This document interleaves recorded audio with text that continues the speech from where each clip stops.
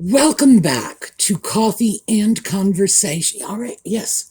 As you can see, I have a very affectionate cat here with me. I know, you're being very cuddly. I suspect you want something. We'll see. So, I really didn't have a clear sense of what I wanted to talk to you about today, but Audie hopped up in my lap and it just came to me. So, thank you, Audie. He truly is my muse. Right now, he's just looking for love in all the wrong places. He's been getting into trouble, climbing into all the boxes, mostly because, yeah, all right, yes. Mostly because he knocks them over in the process. So it's not just a question of getting the cat out of the box and getting the box upright again, but it's scurrying around and picking up all the things that he dislodged. He's definitely interested in the box that has a large blanket and 3 fuzzy bathrobes. He loves the fuzzy bathrobes. And by the way, I should have mentioned this yesterday, I didn't. Whenever you make a donation of clothing, be sure to clean it first.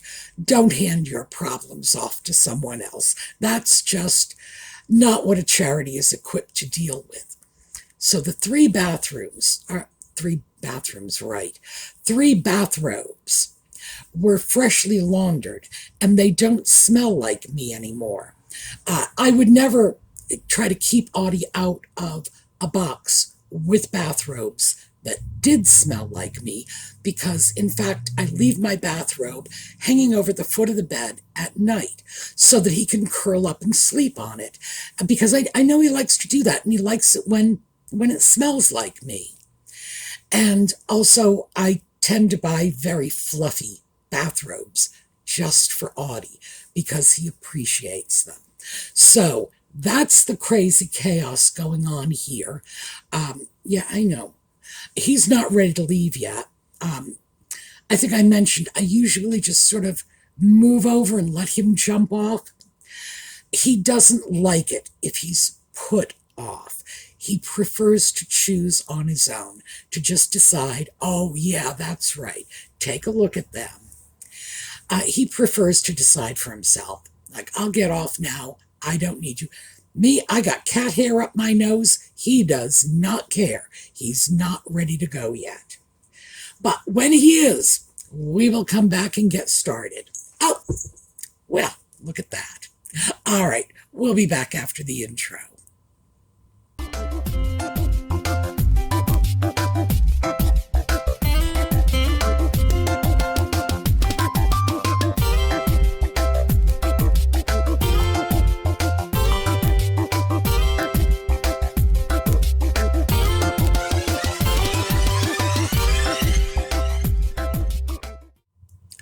So let's start off with a quick postscript on yesterday's video.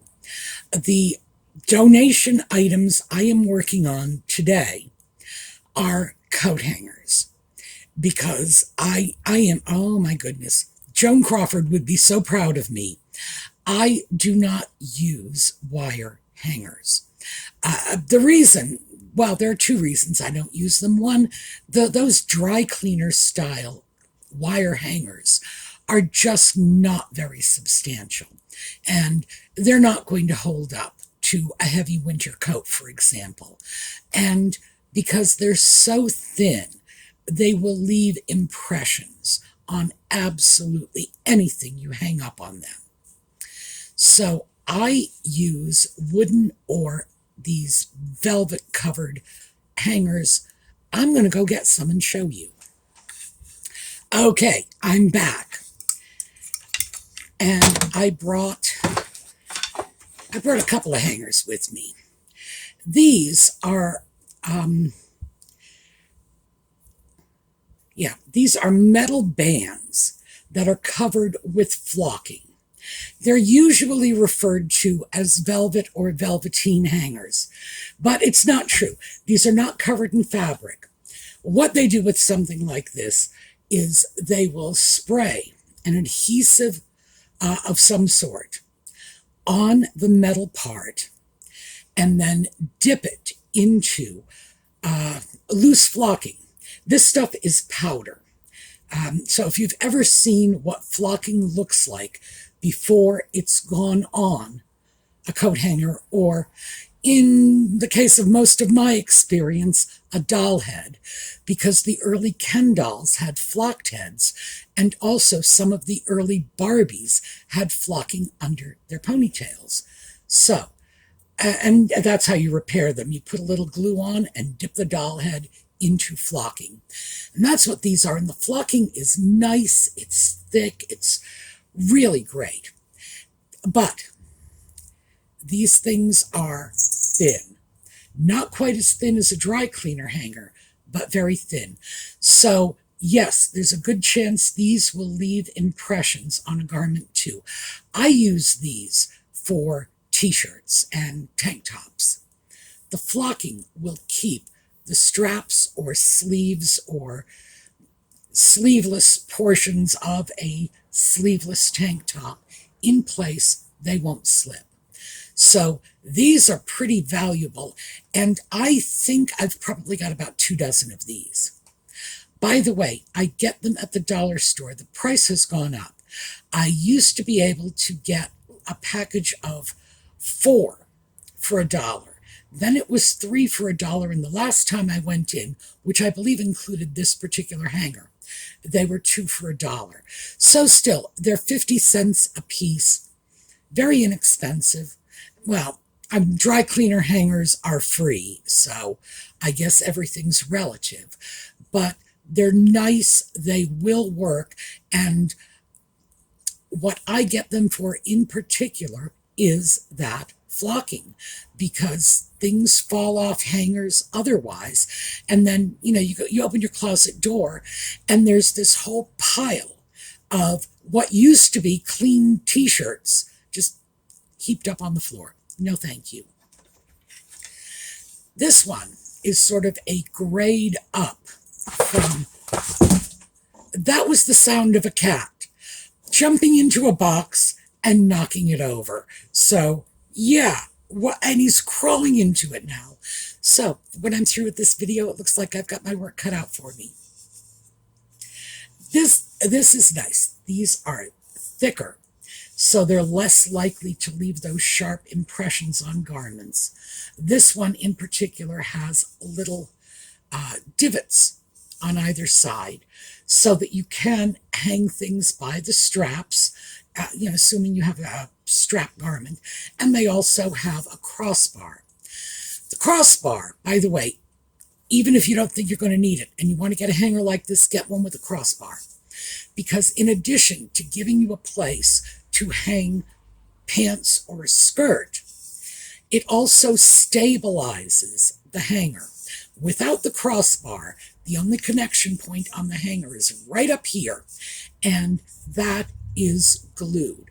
In the old ones, they used to nail brads into it, but they haven't done that in decades. So this is right here. This is a glue joint. The bar is actually providing a lot of stability. Oh, and perhaps you can see there's a tiny brad hole there. It's glued together, and then they shoot a brad into it.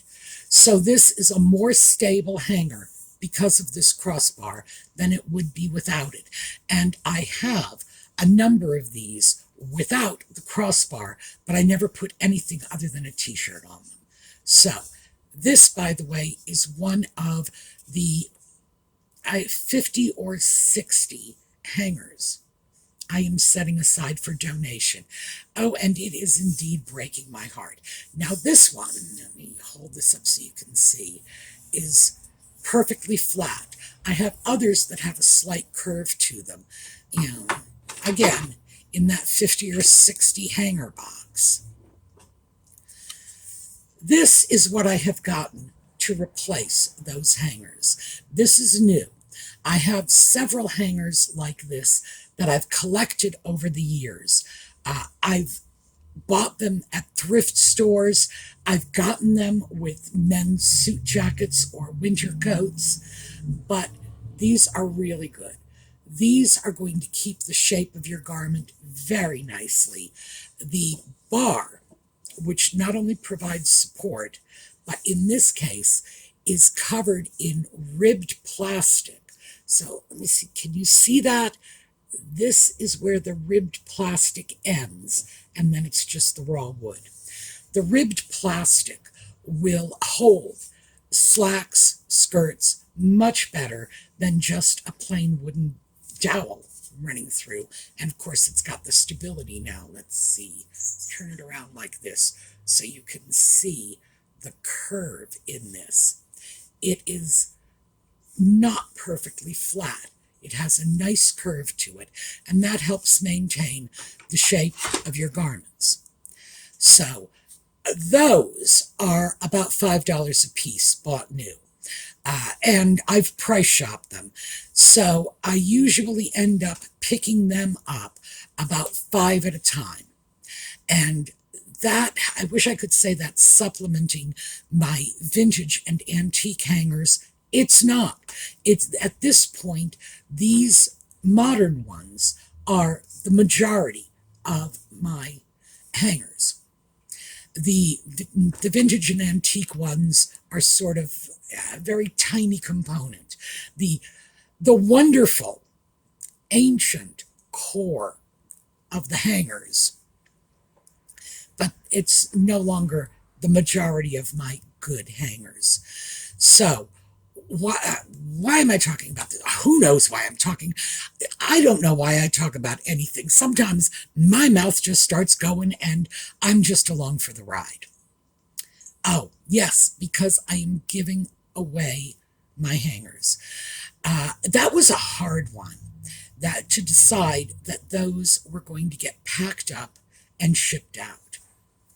So back at the beginning of the year, when I started trying to get a handle on my residual 2020 crazies, I did a lot of things, including divesting my closet of probably 80% of my clothing that I had from, when I was working in DC, and that wasn't social work, by the way. I was working at a law firm in DC, so I dressed very differently. In a law firm, you dress to scare the bejesus out of people. In social work, you do not want to scare the bejesus out of people. Your clients are already terrified before they even walked into your door. So totally different kind of wardrobe I needed for that. That's gone. And now I am dealing with the 50-some clothes hangers that I had for that wardrobe. And it's time they moved along. At this stage of my life, I am not going to suddenly take my wardrobe into a different direction 5 or 10 years from now. The direction it's heading in right at this moment is where it's going to stay, because time alone will do that for me. So that was part of dealing with all of that chaos. In order to make myself feel better, and in case you hadn't noticed, I go to great lengths to compensate myself if I feel I am doing something that's going to make me feel deprived. The thing about feeling deprived is you tend not to actually have the ability to label that emotion as it's happening. You're feeling deprived, but you don't look at it and say, well, I'm feeling deprived because I just got rid of all those shoes I'm not wearing. No.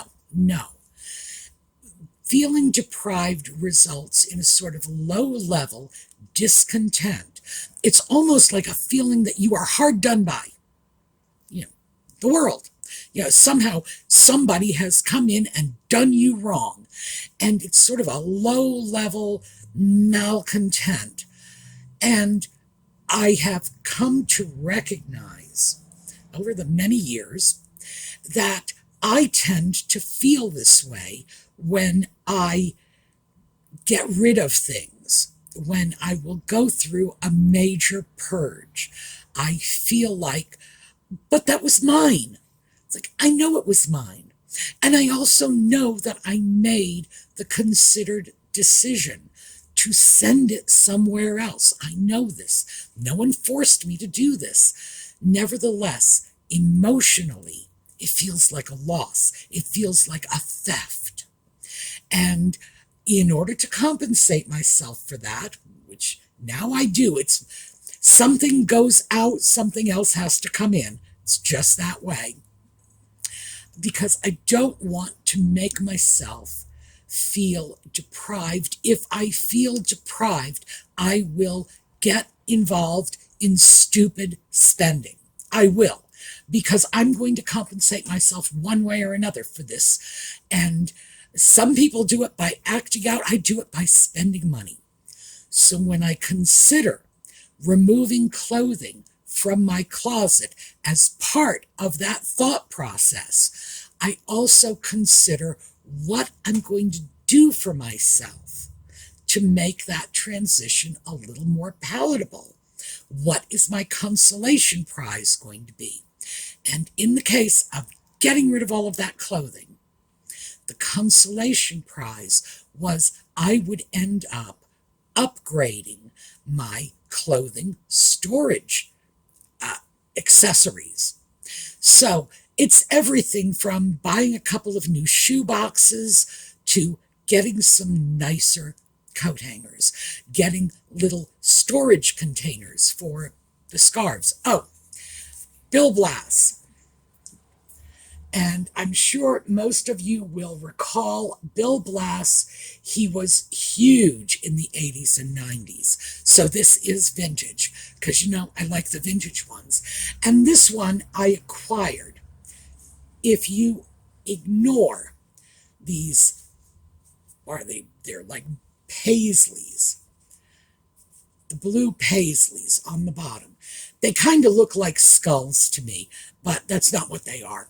If you ignore those and just look at the nice paisley pattern, I got this when I was buying queen scarves. So yes, relatively recent, one of my not quite queen scarves, but because of the colors, I think I can use it as if it were a queen scarf. So there we go, another digression out of the way. But I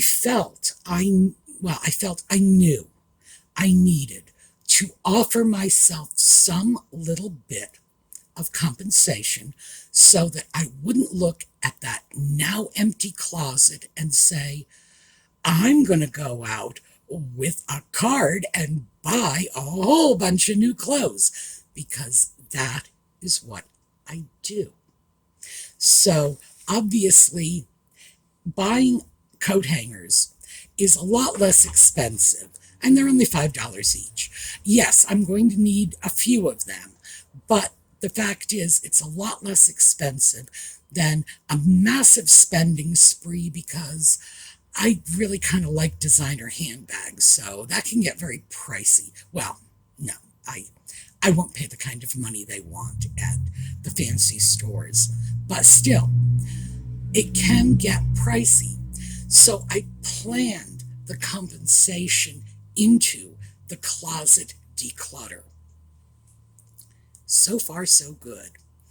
Now, what I need to do is get those coat hangers out of here, the old ones.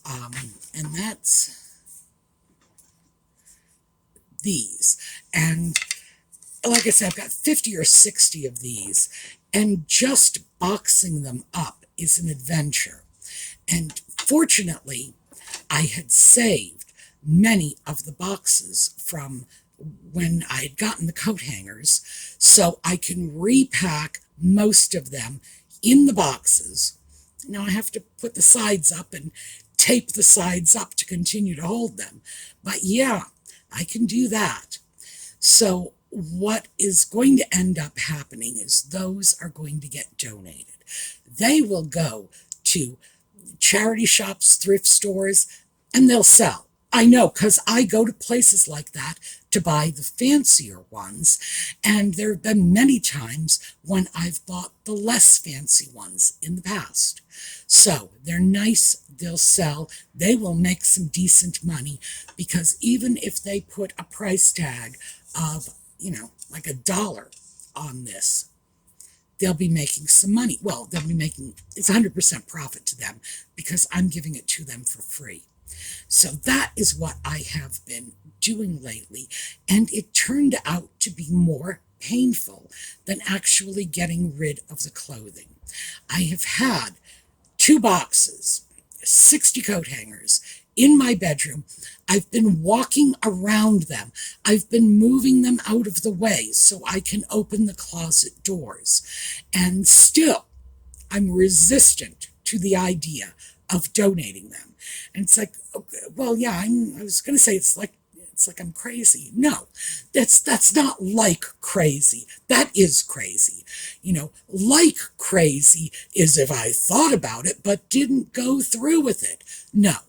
Crazy is I'm moving boxes of coat hangers out of the way to get into my closet because I'm having trouble parting with them. So, yeah, that's crazy.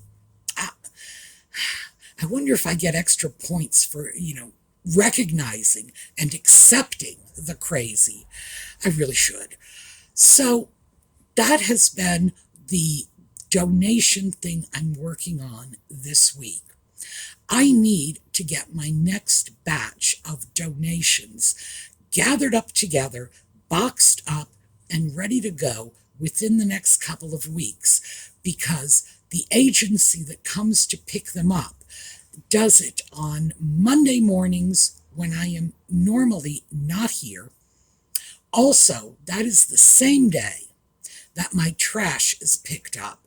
So I can't just put the boxes out to the street. If I do that, the trash people will take them because some of this could be happening very, very early in the morning or after I've left for the day. So I have to make sure everything is boxed, everything is in trash bags in case it rains. The last 3 days I have put out donations, it has rained. So they have to be put into large trash bags and they have to be clearly marked and they can't be at the street. They have to be inside the fence. The trash people will not walk inside my fence, bless their hearts. So the charity people will. As long as they know it's there, it's waiting for them, and they see the big bags and boxes, yeah, they'll go right around the gate. And as I say, the trash people won't. But that's just a consequence of the weird timing being that my trash collection people come on Mondays and the charity people come on Mondays. In other parts of town, trash people come on Thursdays and the charity people probably collect on Fridays or Tuesdays or whatever.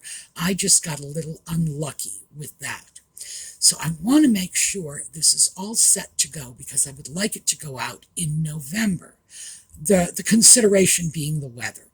I don't want to have to put something out if there's a danger of it snowing or whatever. There's something that might interfere either with the ability of the charity people to pick up the goods I've left for them or the goods becoming damaged in some way by inclement weather.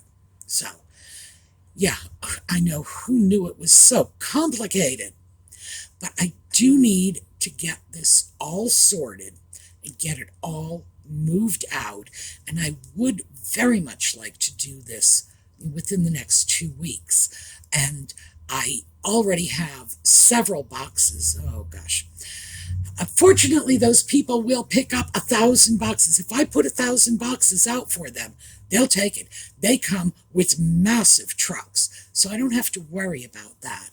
And then I'm going to start taking a look at other things because in addition to stuff from my closet, and they are getting the bathrobes that Audie is still sleeping on, the bathrobes, blankets, a lot of shoes. I've already given away a lot of shoes, but there are more.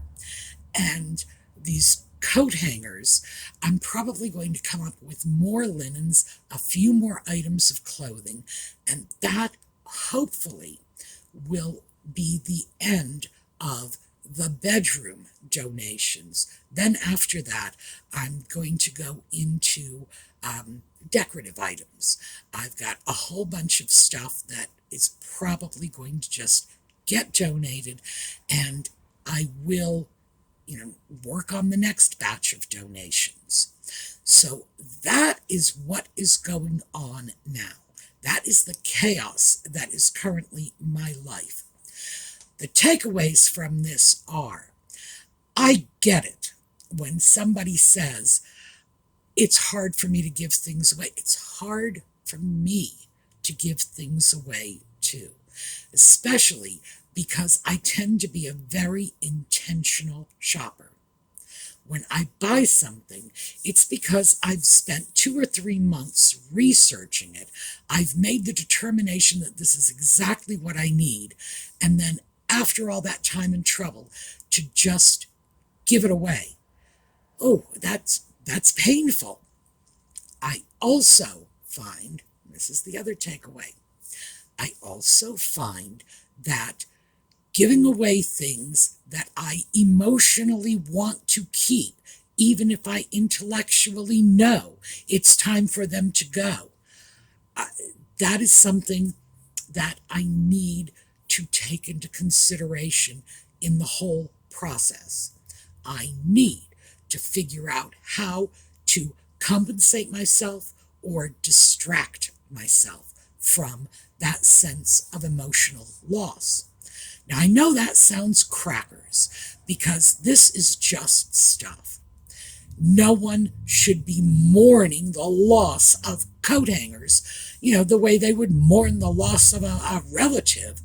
But yeah, I kind of do that. And I think a lot of us kind of do that.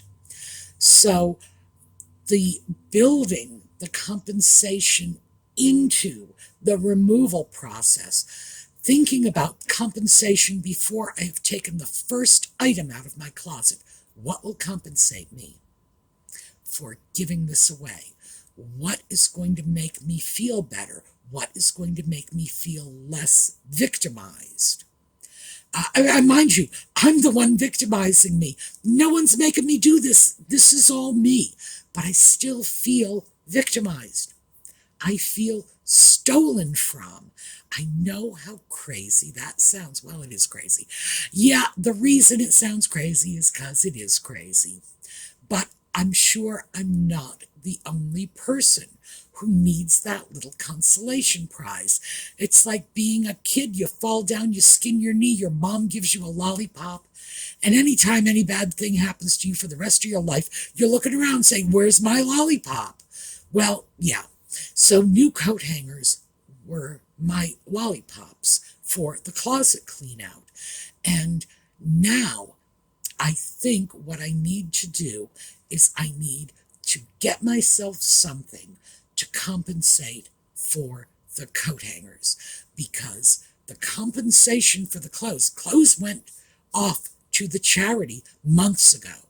That lollipop has just been licked right down to the stick and there's nothing left. I need a new lollipop. So now I think what I need to do is find some compensation for myself, something I can give me and say, here, this is for you. Now let's get rid of the coat hangers. You don't need them anymore. You got your damn lollipop, so shut up. And we'll see if that works. But it is the sort of thing that usually does work for me. So that's one I'm passing on to you. If you end up having a hard time letting go, find something to give to yourself. Just here, this is your new lollipop in exchange for getting rid of the old sofa, or changing out the drapes, getting new drapes. Well, usually new drapes are the lollipop, but getting rid of anything that might be cluttering up your life, the feeling of loss. Find yourself a lollipop. It can be a coat hanger. It can be new slip covers. It can be a new blouse, a bracelet, anything that is going to make you feel a little better about the sacrifice you have just made. All right, so that is what I have for you today. It was all sparked by Audie climbing on me because he has been just tromping through these boxes and, well, sleeping in them, making nests out of them. And that's what sparked this whole thing. Let's talk about the loss. All right, for those of you who stay with us for Just Chatting, that'll be 8 o'clock this evening. That is New York City time, Eastern Standard. And we are going to take a look at a slideshow on the way out. For those of you who do not stay for Just Chatting, we'll be back here next weekend anyway. All right, have a terrific day.